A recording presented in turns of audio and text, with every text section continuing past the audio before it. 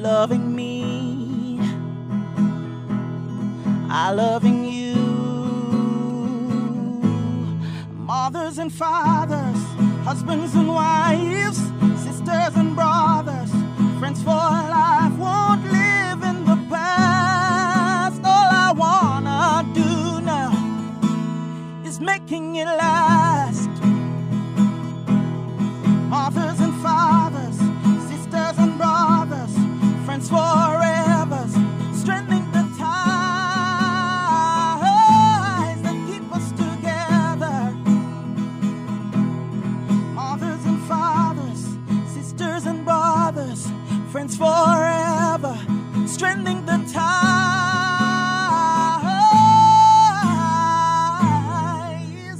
that keep us together. It's time for another conversation. It is a podcast where we help people to have better relationships, and it's making it last. I'm your host, Noreen Daly, and with me is Andrew Forsythe. Hello, Andrew. Hi, how are you? I'm good. Andrew is a senior student at NCU, and a lot of people don't recognize that we spend so much time, well, for those of us in the educational system, we spend a lot of time in the classroom. And more often than not, we don't recognize that we really need to pay attention to the kind of relationships that are fostered in the classroom. So our question that we want to answer is, how can students foster better relationships with teachers? But before we get to that, tell us a little about what life is like as a student. Wow. You know, a lot of persons might think being a student is easy, but it's quite the opposite. It's very hard. It forces you, well, it depends on the person you are. It forces you to fight and push for sleep, to get good grades and so forth. Okay. It's a lot of sleepless nights. It's a lot of going without food because you don't have the money, and so forth. But it's not as easy as it looks. It's very difficult. Very difficult. Now, a lot of times people think that, well, it is the educational system, so the onus is on the teacher to ensure that everything is fine and dandy, so to speak. But I do believe, and we're going to talk about that in another episode, but I do believe that students have a responsibility also, Andrew, to make sure that when you enter that classroom, things might not be perfect, but you can find a way then to ensure that the relationship with your teacher is as it should be. Now, what are some of the things you think you can do to ensure that that happens? I'm going to focus on three things. Okay. Communication, respect, and boundaries. According to the Merriam-Webster dictionary, communication is a process by which information is exchanged between individuals through a common system of signals, signs, symbols, or behavior. Now, there are two types of communication, non-verbal and verbal. Some persons might argue which one is the most important one, but they're both important. Yes, they are. Now, the verbal, of course, it's more of the spoken word, spoken or written word. And the non-verbal is body language, of course, the unspoken word. Yes. Now, it is very important when communicating with a lecturer. You're in a classroom and you're given an instruction. Don't be... Every little thing matters. How you react with your body language, how you answer the lecturer with the spoken word. If you shrug at a command or an instruction, the lecturer in return will communicate the same way in which you did communicate to them. I'm not to interrupt what you're saying, but just for emphasis, because a lot of time, because I'm also an educator, and a lot of times students don't recognize that what you give off is sometimes what you can get. Because even when teachers, you are a professional, but you're also human. Yes. So I'm glad you started out with that one. Continue. And how you interact with persons, it's going to impact on how that person interacts with you, because Definitely. we are like mirrors. Oh, We are all human love beings. the analogy. Yes. So if you interact with me in a negative manner, no doubt you're going to get the same, depending on how the person. Personally, true. Yeah. But communication is very important. And I attend the Northern Caribbean University, but I've heard about how things are dealt with as it relates to teacher-lecturer interaction with students on the other campuses in Kingston, the University of the West Indies and University of Technology.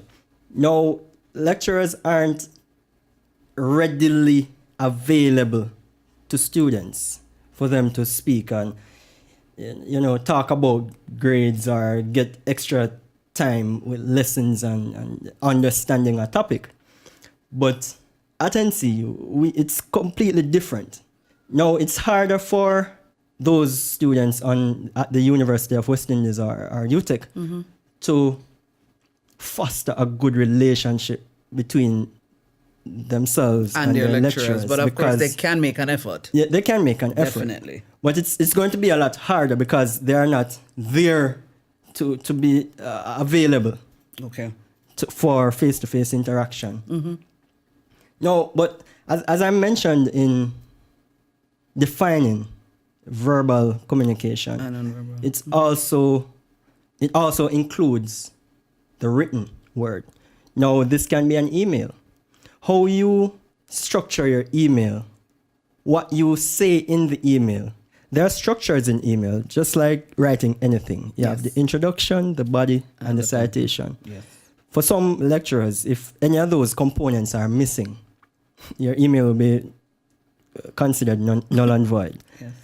Now, my other point is respect. Now, respect goes both ways, as does everything else. And there's a popular saying, respect begets respect. Now, respect of time. You have classes, and classes have a set. It's supposed to begin at X time. It doesn't mean you end, get yes. here at that time. Yes. Now, it's important that both the student and the lecturer That's right. respect each other's time. If class is supposed to start at X, both the lecturer and the student should be on time for class and prepared. Now, it doesn't only impact on the time the class starts, but the time the class ends. Because if me as a student is going to respect another lecturer's time, I should be able to leave With adequate time. my previous class with adequate time to reach to my other class on time. Excellent point. And the lecturer should also respect my time to ensure that they end the class on time, so I have enough time to reach my other class. Now, my other point on respect is respecting of dates. As in due dates for assignments. Due dates for assignment. Now, if you tell me, you as a lecturer tell me as a student that my assignment is due X time, it should be ready for X time. It might seem simple, but if I don't submit my assignment on time, it only means I don't respect your time. And I don't, eventually turning out that I really don't respect you. Excellent point. Also, if there is a set time to return grades, Yes. Sir. it's on the lecturer's part to ensure that the grades are returned on time. Yeah. Provide timely feedback. Yes. Yes. No, respect means that both parties should be able to understand that you are two human beings. Persons make mistake, Yes. and so forth. So I might be late with an assignment, but the lecturer should understand. Exercise some It's discretion. hard to say that. Okay. Because I just said respect time. Yes, but given the circumstance, you can take it on a case by case basis. Yes. Yes. So we are human beings. Lecturers are human beings. We just went through final exams, and students are looking out for grades. I hear students complaining. I have to say, remember, it's the holidays. Yes. They do need rest just as we need rest also. So just exercise some sort of understanding on the path of the lecturer. Give them some time to get your grades out. Together, yes. Now, my final point are boundaries. Now that the teacher and the student has now used these other two points, respect and the communication, to foster a better relationship, you need to now understand your boundaries. Where do you draw the line? I mean, relationships can grow so fast that you lose track of where you are, what you are doing. So you actually pass the line. You might refer to your friends or your brethren as yo. And it might happen that you make the mistake. You get so comfortable that you make the mistake and refer to your lecturer or your teacher or yo, or you know. So you need to understand that even though you now have a better relationship, you still need to know where you draw the line. If, for instance, you had a different relationship outside of the classroom, say for instance you work with a lecturer, or you and the lecturer are friends before the lecturer became a lecturer, it might be hard to know the difference or to separate the different relationships. So you might be virgins outside, but when you get into the classroom, it goes back to respect. Yes, I must remain professional in that environment. You have to remain professional, and you have to remember that I am now in a different environment. I am now a student. I must interact with this person as a lecturer, as someone who is in charge and oversees and who is responsible for me while I'm sitting in the classroom in front of this person. Excellent points. Now, there are so many things you could have, zeroed in on, Andrew, but why, of all the different areas you could have mentioned, you decided to use these three? These three I would consider as the fundamentals of relationships. Communication. I mean, even outside of a teacher-student relationship, communication is ideal for maintaining and building and bettering just about any relationship. Mm-hmm. And respect, it goes hand in hand with communication. If I respect you and you respect me, we both get along better than if we just see each other and just don't respect each other. Yeah. And the last one? The last one, as I said, it ties in with respect. If I understand my boundaries, I know that even though we have a better relationship, I must understand that I still need to know my boundaries. Yes.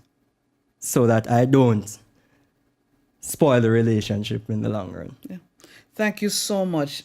Well, ladies and gentlemen, there are just so many things that we could have spoken about today, but how can, as a student, you foster better relationship with your teachers? Andrew reminded us communication, respect, and of course, making sure that in terms of your boundaries, Yes. you know where you draw the line. Yes. Thanks. You're welcome. Thanks for having me. Yeah, it was a pleasure.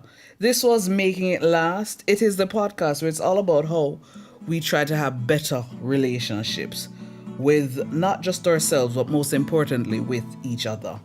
Join me again next time. This is Noreen Daly. Until then, bye-bye. You loving me, I loving you. Mothers and fathers, husbands and wives, sisters and brothers, friends for life, won't live in the past. All I wanna do now is making it last. Mothers and fathers, sisters and brothers, friends forever, strengthening the ties that keep us together. Mothers and fathers, sisters and brothers, friends forever, strengthening the ties